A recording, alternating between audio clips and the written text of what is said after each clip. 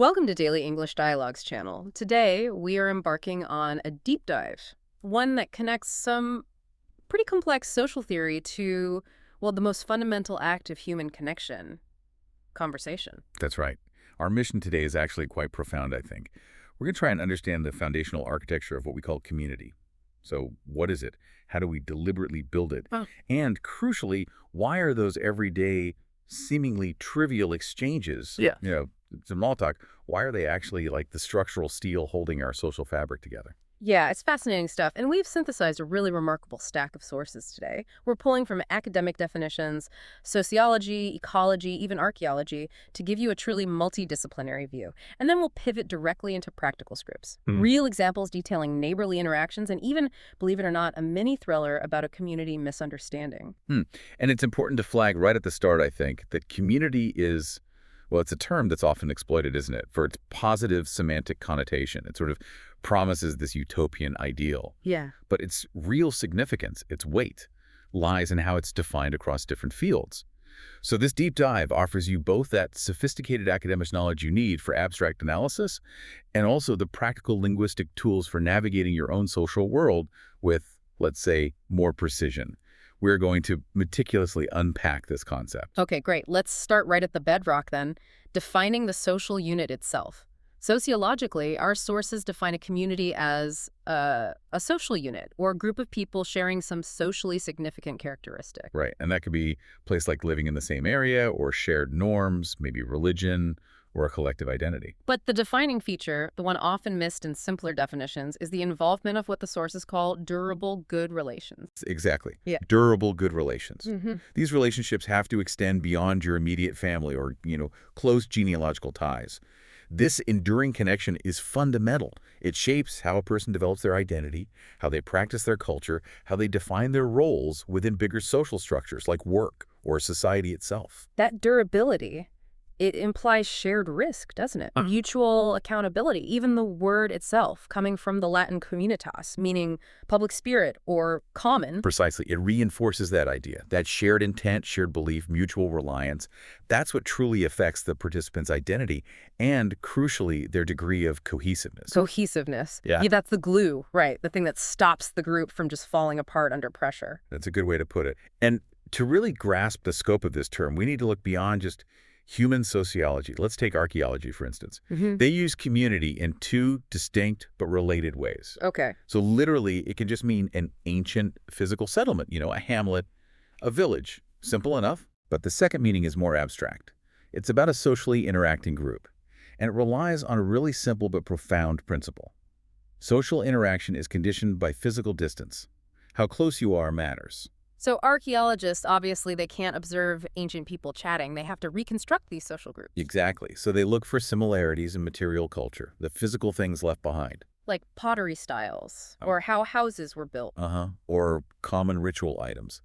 If they find these shared objects across several nearby sites, they deduce that those settlements likely formed a cohesive social community. The shared stuff becomes the evidence of shared social practice. That's clever. Okay, so that's archaeology. What about ecology? Well, shifting to ecology, the definition totally transforms. It becomes a biological framework.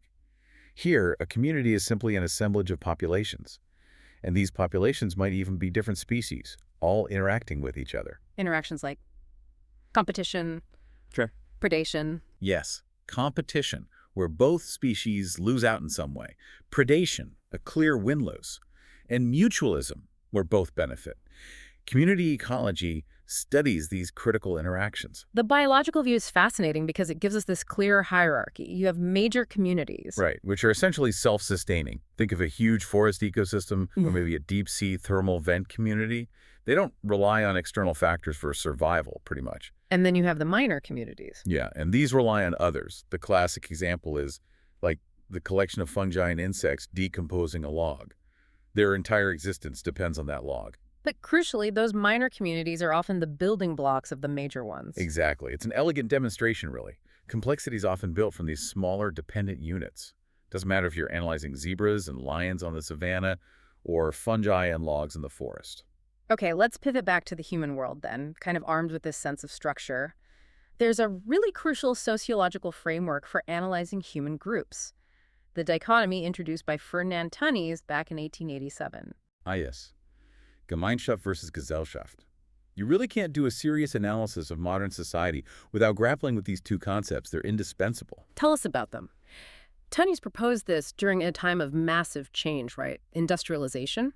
Precisely. Europe was transforming rapidly, and he wasn't just classifying groups. He was defining the nature of the social ties themselves. So Gemeinschaft, which basically translates to community, emphasizes personal, intimate, social interactions. Roles, values, beliefs, they're all based on these close, effective relationships. Like family, or maybe a really close-knit neighborhood or village. Exactly. Your immediate family, a tight religious order, a traditional rural village.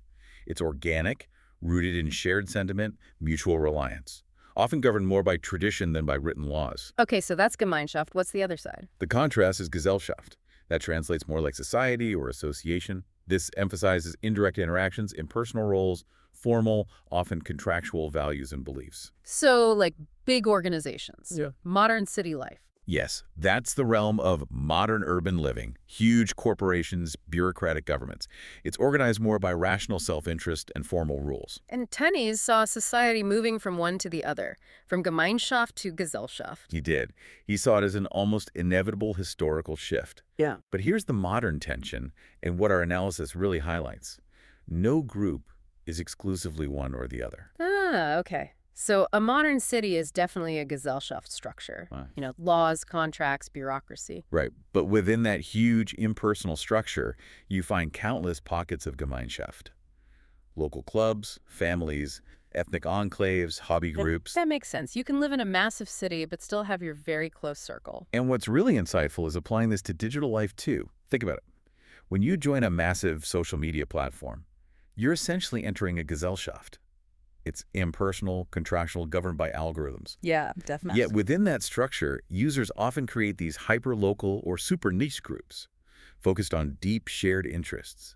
They're effectively forming a kind of digital Gemeinschaft. So that tension between the mass impersonality and our desire for that close connection, that defines a lot of modern life, doesn't it? I think it absolutely does. It's a core dynamic. Okay, so moving from these more abstract definitions, let's explore why community is so vital on a personal level. It seems to speak to a deep psychological need, doesn't it? This sense of community. Absolutely. We're talking about more than just being physically near people. It's about feeling deeply rooted, feeling like you belong. And there was that seminal study, McMillan and Chavis in '86. They identified specific elements needed for this feeling. That's right. 4 essential elements to really cultivate that sense of belonging. The first is membership. Membership, so feeling like you're part of the group. Relatedness. Exactly. That feeling of belonging, a personal relatedness. It's often symbolized by things like shared language or rituals or even boundaries that define who's in and who's out. Okay, what's second? Second is influence. This is about mutual dependence. It's the feeling that you matter to the group, you have a say, and, just as importantly, the group matters to you. Your actions affect the collective. Makes sense. Third. Third is reinforcement. This basically means the group is successfully integrating you and fulfilling your needs. Whether those needs are emotional, economic, maybe social, the group helps meet them. And the last one? Finally, the shared emotional connection. This is the bond built through shared history, maybe shared struggles or celebrations. It's that effective relationship, the feeling that the group's success is somehow your personal success too. And the data backs this up, right? The psychological need. Oh, definitely. The clinical data is quite compelling. Studies consistently show that young adults who report a strong sense of belonging in smaller communities, they develop significantly fewer psychiatric issues like depression. Yeah. Community acts as a genuine shield against isolation. So if community is so beneficial, how do we actually learn to participate?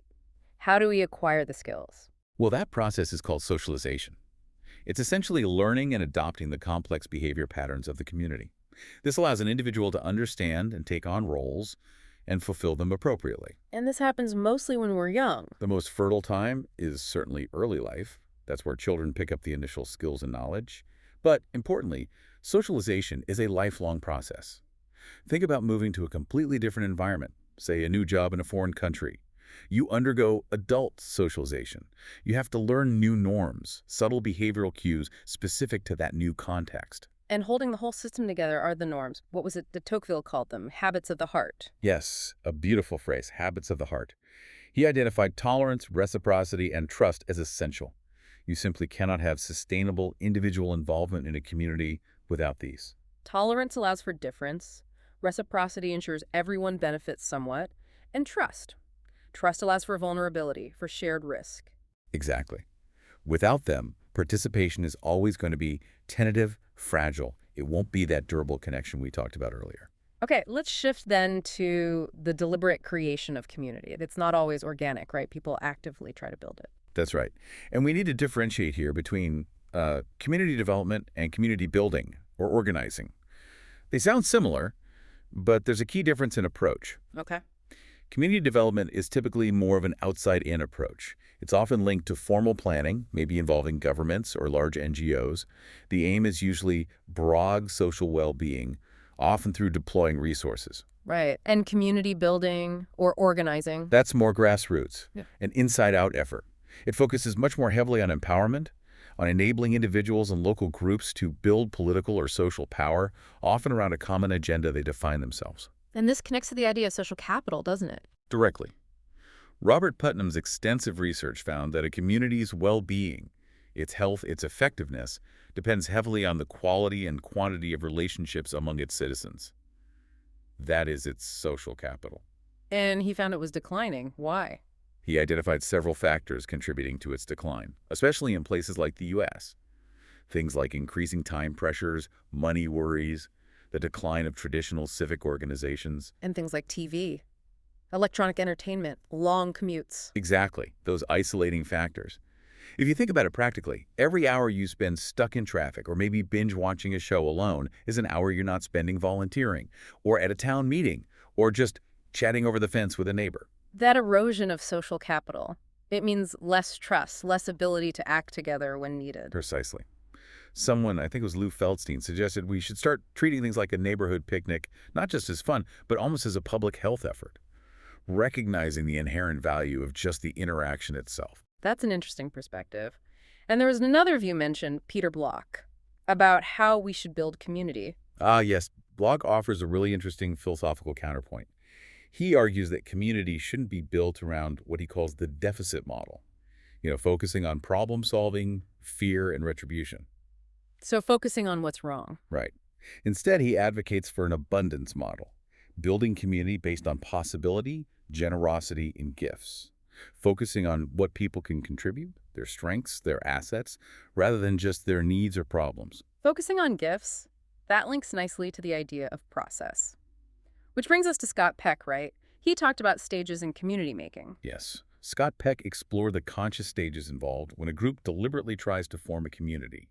He recognized that while crises can sometimes accidentally forge a sense of community, groups can also intentionally design this outcome.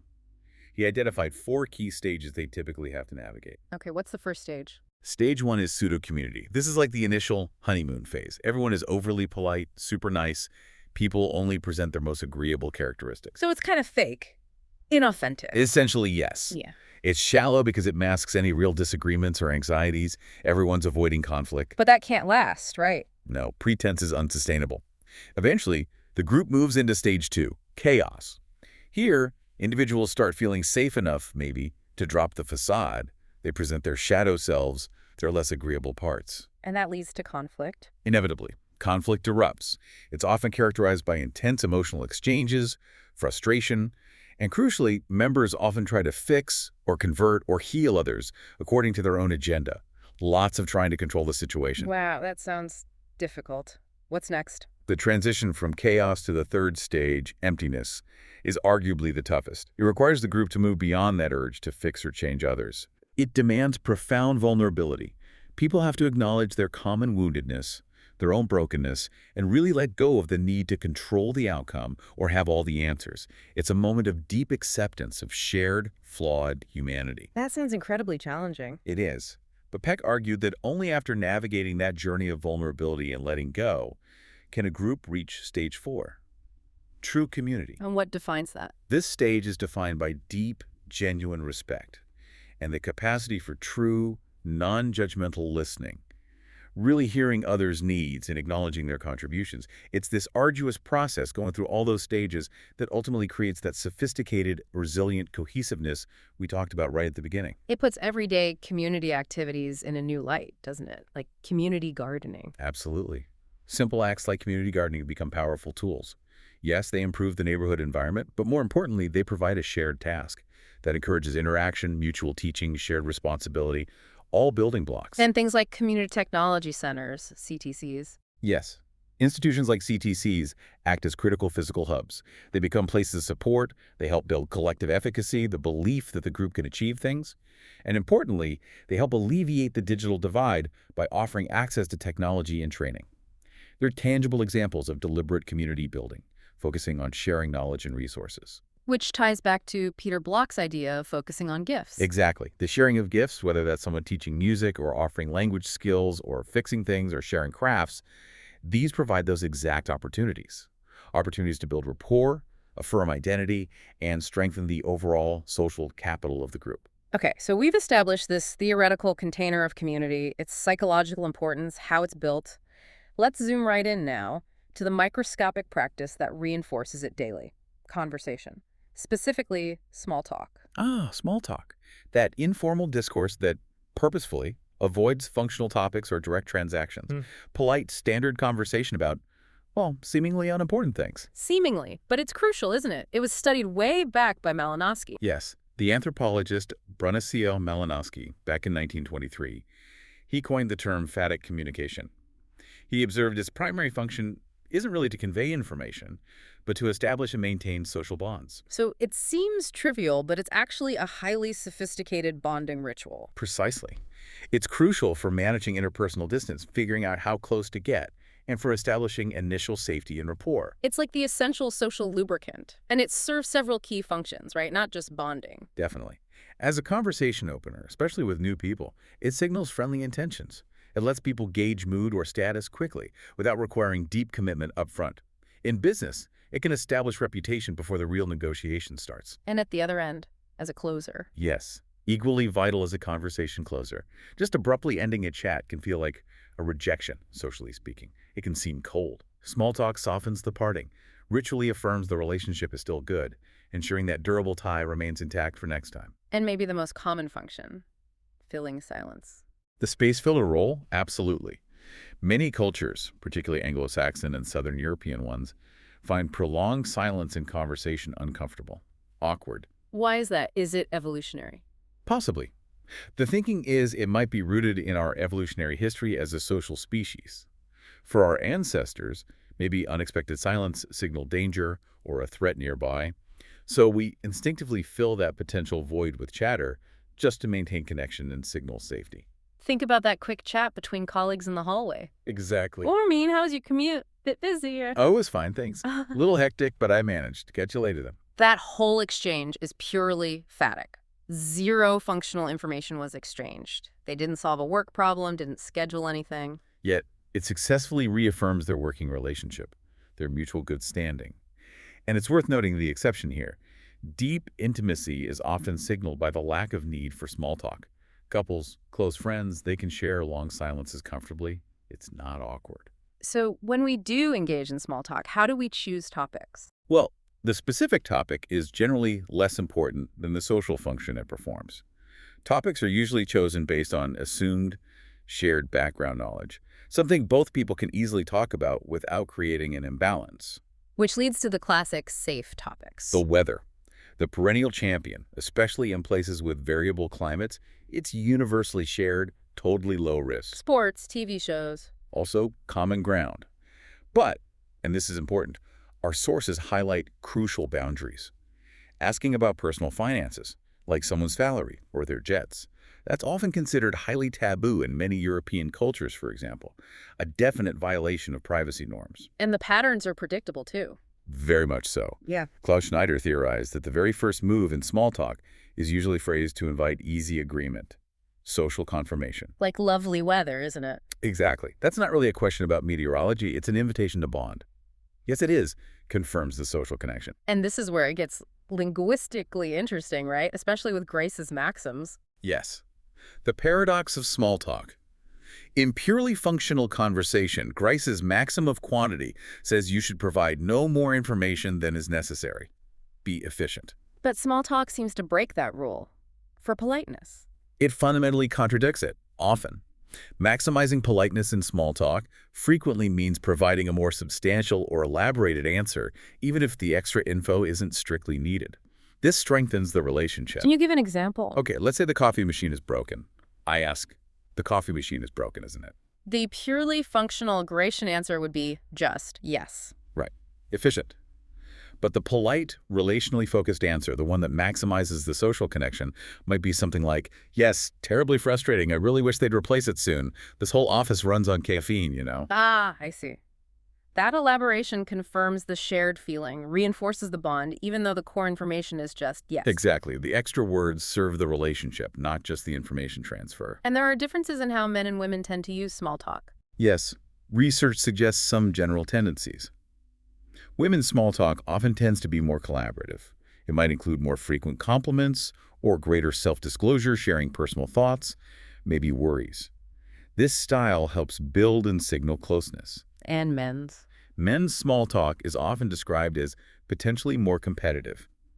Now, this doesn't necessarily mean hostile. It can manifest as verbal sparring, playful insults, maybe challenging each other's opinions lightly. That sounds counterintuitive for bonding. It can seem that way, but often it's a form of signaling solidarity.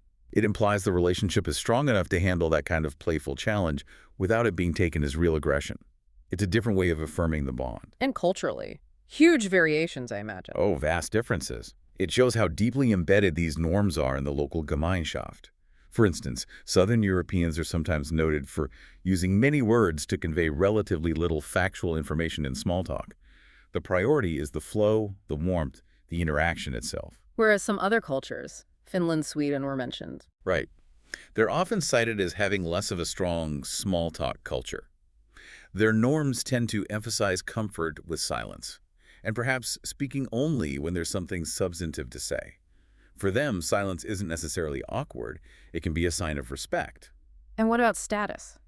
In some more status-oriented cultures, the initial small talk might actually revolve around questions that help people figure out the social hierarchy, understanding who's who before getting down to business. It helps calibrate the interaction.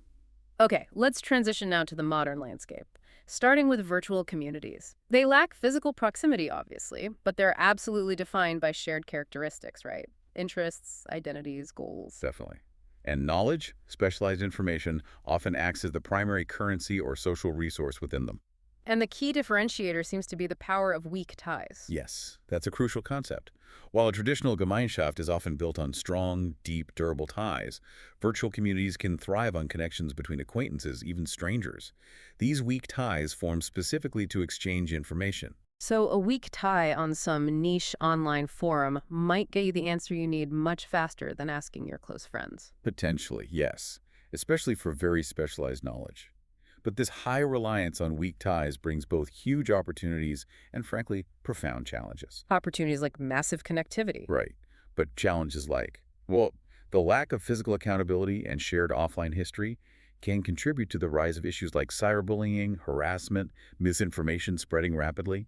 Trust can be built quickly online, but it can also be destroyed just as fast. And what's really complex is how these virtual communities bleed into offline life. Absolutely. We see examples like QAnon, where these highly motivated virtual groups formed an incredibly tight-knit, albeit reality-challenged Gemeinschaft, primarily around misinformation shared online. It shows how effectively digital platforms can fulfill those deep psychological needs for membership and shared emotional connection we talked about. Blurring the lines between the physical and digital worlds. Constantly.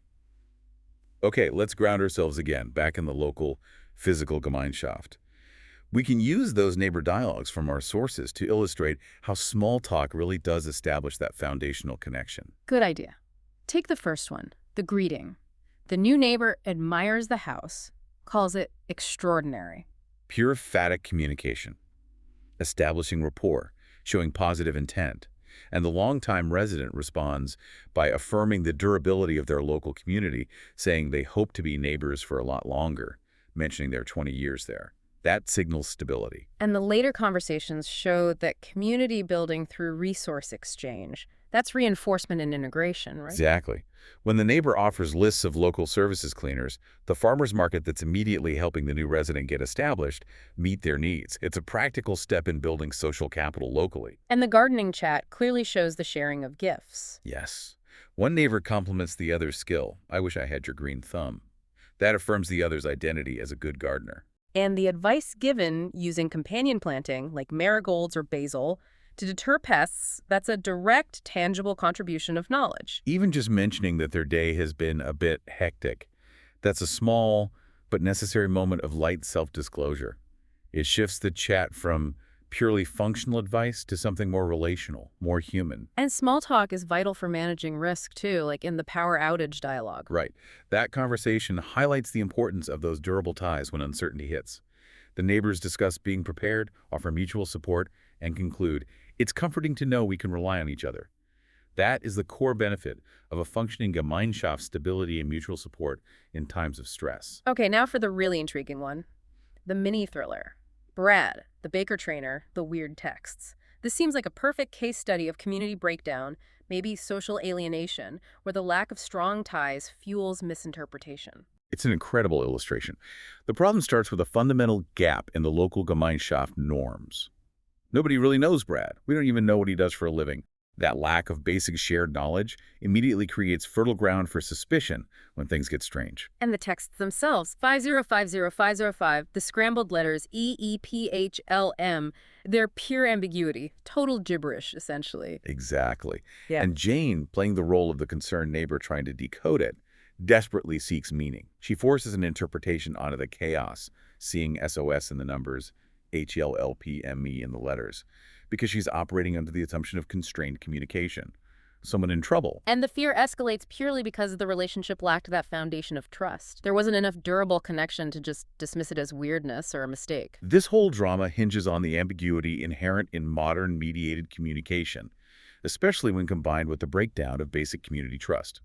When the police finally intervene, the reality is, well, far more mundane, almost comically so. The niece playing with the phone, Brad just being clumsy, dropping a pan, bumping his face, and lying about baking the cupcakes himself. Right. And the resolution is so rich in terms of analyzing deception and trust that the neighbors realize they were gullible, that they fell for it. When the truth emerges, the cat's out of the bag. It's a powerful reminder of how easily limited self-disclosure plus cryptic digital messages can spiral into profound misunderstanding and even unnecessary emergency responses in our modern, sometimes fragmented Gesellschaft. Absolutely. A cautionary tale for the digital age. Okay, finally, let's quickly touch on the family dialogues. The family unit itself is like the smallest, most foundational community, isn't it? It absolutely is. And those discussions about chores, budgeting, even redecorating, they're all forms of both phatic and functional communication. They're essential for maintaining the internal structure and meeting the collective needs of that primary social unit. The financial stress discussion really stood out, talking about high electricity, water, sewer bills. Yes, that's a powerful example of collective decision-making within the family Gemeinschaft. They discuss canceling discretionary things like Disney or Netflix to cope with rising essential costs. That shared challenge and mutual adjustment for financial stability is a clear form of group reinforcement. And the house tour dialogue, deciding about curtains, moving furniture, whether a room is a guest room or a reading room. That demonstrates how even the physical space is constantly negotiated and adapted. It reflects and accommodates the evolving identity and needs of that small community. They're actively shaping their environment to support their shared life, strengthening their internal bonds and their psychological sense of community. So this deep dive has really taken us on quite a journey. From those big theoretical ideas, Gemeinschaft and Gesellschaft, through the detailed mechanics of phatic communication, and into the difficult, deliberate stages of community building outlined by Scott Peck. We've really unpacked it, haven't we? I think so. And the key takeaway seems to be that community isn't just about where you live. It's a dynamic set of practiced relationships built on those durable ties and shared understandings we keep coming back to. And understanding these principles, community cohesion, the vital role of socialization, the surprisingly critical function of everyday small talk, it's essential, really, for thriving, whether that's in your physical neighborhood or in your online spaces. This kind of sophisticated knowledge allows you, the listener, to engage with your social environment more astutely, more deliberately building the connections that matter. So, as we wrap up, let's circle back one last time to that story of the neighbor and the SOS texts. It leaves us with a pretty provocative thought, I think. If community fundamentally relies on trust and those durable ties to respond effectively to genuine need, how does the pervasive uncertainty of so much modern communication, the cryptic text, the missed calls, the limited self-disclosure online, how does that fundamentally challenge our ability to tell genuine need apart from simple misunderstanding?